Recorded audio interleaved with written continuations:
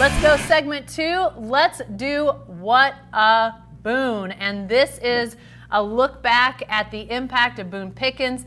Cedric, a Texas guy, a Texas oilman, born in Oklahoma but lived in Texas. You got to know him over the years.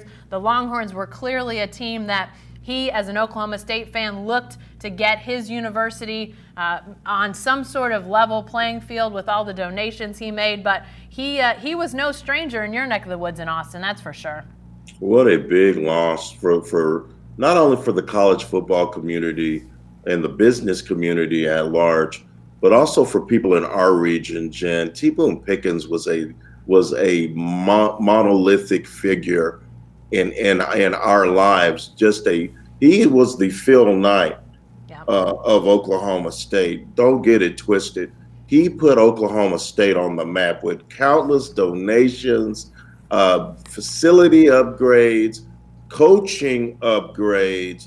He brought the program, he helped bring it back to relevancy after Barry Sanders, after Thurman Thomas. And I for one, just always got a big kick out of it. We would go to Stillwater and he'd show up and so he'd send someone over. Mr. Pickens would like for you guys to come over to his suite. And we'd chat with him at halftime. And he loved to shoot the bull. He was a straight shooter.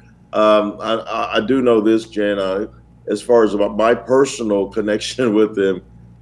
Kirk Bowles and I started this podcast on Second Thought on Hook'em.com a couple of years ago. And we had T-Boone in a phone call from, I guess it was at episode 28. And so he starts talking and Kirk goes, well, yeah, what's going on with Gundy? He goes, oh, Mike doesn't return my calls. We don't really have a relationship. And I know that turned the whole state of Oklahoma on its ear. UB Trammell and the crew had to get busy that day. Yeah, that's for sure. And the thing about T-Boone with what you said is absolutely right. A straight shooter. And lots of times that came across as just hilarious to those of us who were listening. He wasn't trying to be funny, and yet he was so honest in his assessment and the things that he said. Obviously he, being in business in the state of Texas, had a lot of friends who were UT fans, UT alum, boosters, those sorts of things. He was always wanting to try to get his alma mater up to that level. And I think he was very pleased with being able to see those UT friends and talk about Oklahoma State's wins against them in football. That was a big deal. But on the flip side, he was also not shy about talking about Oklahoma State's record in recent years against Oklahoma. Even as they had started to beat Texas on a regular basis, they were not beating Oklahoma on a regular basis, only a couple wins over the last decade plus. So definitely a bone of contention for T. Boone Pickens that they did not do better against Oklahoma regularly. But Cedric, I think that we can safely say, while he did so much for Oklahoma State, I think that had an impact on the Big 12 in general. I mean, you see Oklahoma State being a regular contender at a time when Texas had fallen back. Oklahoma State was able to step into that void. And now as Texas returns to, that contender type of status, Oklahoma State's still there, still very much a team that people will look at and say, wonder if the Cowboys are going to play for a Big 12 championship again. I think that has helped to change the way the Big 12 looks, but also teams that maybe down the pecking order are saying, hey, we're going to go out and build stadiums, we're going to do these sorts of things, see what it can do for our program. I think we've seen a lot of sort of that tide raising all boats, and I think one of the parts of that tide that was pretty significant was Boone Pickens. You can't win in big time athletics without money now, Jen.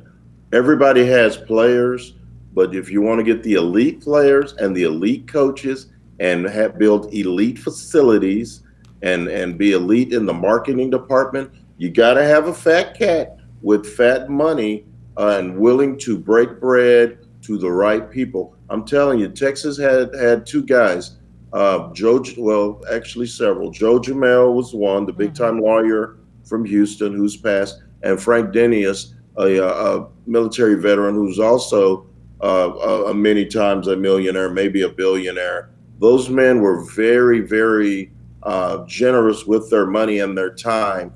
And if you're going to compete on a national level, and Oklahoma State wanted to be that contender, they wanted to rise up the ranks of the Big 12 and join Texas and Oklahoma, they had to have a guy willing to not only support as far as emotional support and love for that school, but also provide the monetary support that's very much needed to compete in this marketplace. Yeah, and even as we talk about, the sort of the ripples of what was done at Oklahoma State, I don't think we are saying in any form or fashion that the biggest impact, it was in Stillwater. It was on Oklahoma State, a stadium that had really become antiquated and was in serious need of repair, and it mirrored the program. The program needed the infusion that Boone Pickens gave them. His initial giant gift of $165 million was really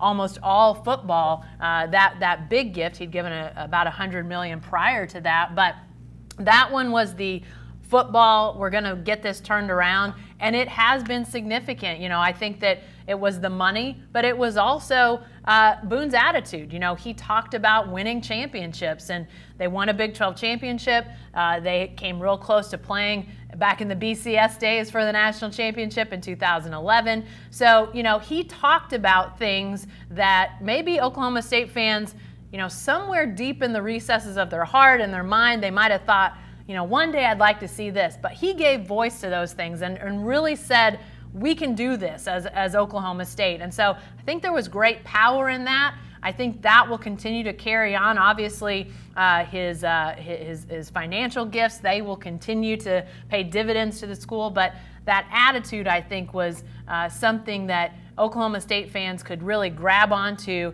and feel good about. They always had the pride, but I think to really see that in action and hear that from Boone Pickens was a really, really big deal.